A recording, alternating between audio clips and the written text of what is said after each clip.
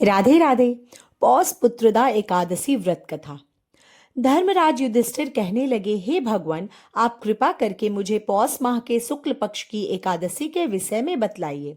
इस एकादशी का क्या नाम है तथा इसके व्रत का क्या विधान है, इसकी विधि क्या है, इसका व्रत करने से किस फल की प्राप्ति होती है और उसमें कौन से देवता की पूजन की जाती है। कृपया यह सब मुझे विधान पूर्वक बताइए। भगवान श्री कृष्ण बोले, पौष माह के शुक्ल पक्ष में आने वाली इस एकादशी को पौष पुत्रदा एकादशी कहा जाता है। इसमें भी नारायण भगवान की पूजा की जाती है। विधि पूर्वक इस व्रत को करना चाहिए।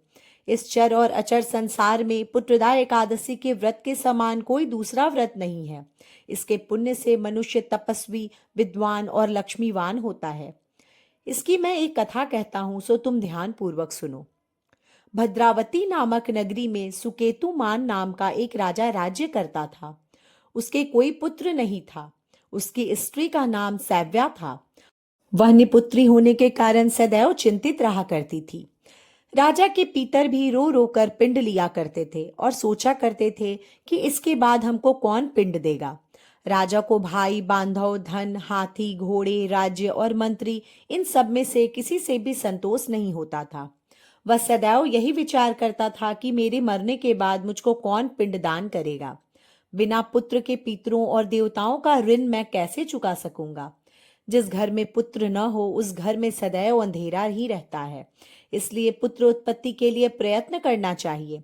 जिस मनुष्य ने पुत्र का मुख देखा है वह धन्य है। उसको इस लोक में यश और परलोक में शांति मिलती है, अर्थात उनके दोनों लोक सुधर जाते हैं।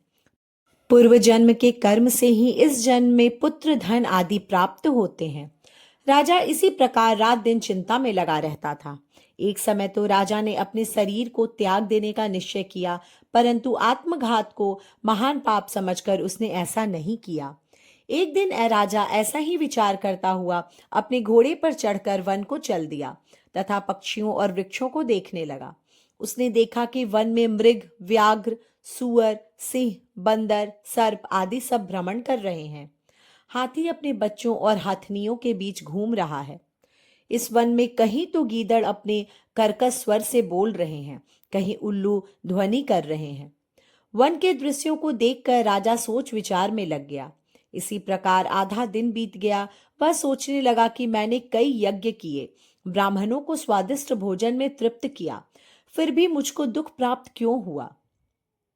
राजा प्यास के मारे अत्यंत दुखी हो गया और पानी की तलाश में इधर उधर फिरने लगा। थोड़ी दूर पर राजा ने एक सरोवर देखा। उस सरोवर में कमल खिले थे तथा सारस, हंस, मगरमच्छ आदि विहार कर रहे थे।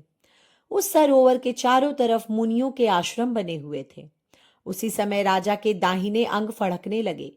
राजा शुभ शकुन समझकर घोड़े से उतरकर मुनियों को दंडवत प्रणाम करके बैठ गया। राजा को देखकर मुनियों ने कहा, हे राजन, हम तुमसे अत्यंत प्रसन्न हैं। तुम्हारी क्या इच्छा है सो कहो।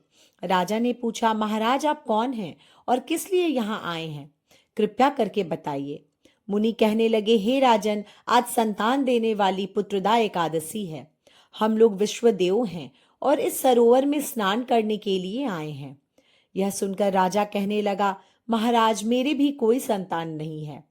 यदि आप मुझ पर प्रसन्न हैं तो एक पुत्र का वरदान दीजिए। मुनि बोले, हे राजन, आज पुत्रदा एकादशी है। आप अवश्य ही इसका व्रत करें। भगवान की कृपा से अवश्य ही आपके घर में पुत्र प्राप्त होगा। मुनि के वचनों को सुनकर राजा ने उसी दिन एकादशी का व्रत किया और द्वादशी को उसका पारण भी किया। इसके पश्चात मुनियों के प्रणाम करके महल में वापस आ गया। कुछ समय बीतने के बाद रानी ने गर्भ धारण कर लिया और 9 महीने के पश्चात उनके एक पुत्र प्राप्त हुआ। वह राजकुमार अत्यंत शूरवीर, यशस्वी और प्रजापालक हुआ। श्री कृष्ण बोले, हे राजन, पुत्र की प्राप्ति के लिए पुत्रदा एकादशी का व्रत करना चाहिए। जो मनुष्य इस महात्म्य को पढ़ता है या सुनता है उसे अंत में स्वर्ग की प्राप्ति होती है। पुत्रदा एकादशी का व्रत करने से मुख्य रूप से संतान प्राप्ति के योग बनते हैं। संतान संबंधी समस्याएं दूर हो जाती हैं। बच्चों का स्वास्थ्य और तरक्की होती है तथा जीवन में सुख, समृद्धि, मान, सम्मान और अंत में मोक्ष की प्राप्ति होती है। यह व्रत भगवान विष्णु को समर्पित है और इनकी कृपा से सभी मनोकामनाएं पूर्ण होती हैं। व्रत के दिन तुलसी की माला से 108 बार या 1008 बार जाप करना फलदायी होता है। ओम नमो भगवते वासुदेवाय नमः, श्री कृष्ण गोविंद हरे मुरारी, विष्णु गायत्री मंत्र, इन सब मंत्रों का उच्चारण दिन में कई एक बार व्रती को करना चाहिए, जो मन को सुख, शांति, समृद्धि और पापों से मुक्ति दिलाते हैं। कृष्णाय वासुदेवाय हरे परमात्मने प्रणतः कलेशनाशाय गोविंदाय नमो नमः। श्री कृष्ण गोविंद हरे मुरारी, हे नाथ नारायण वासुदेवा,